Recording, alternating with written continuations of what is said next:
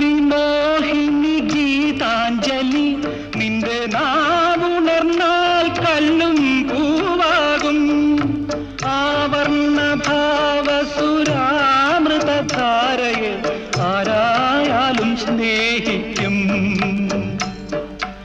ആത്മാവിൻ സൗഭാഗ്യമല്ലേ നീ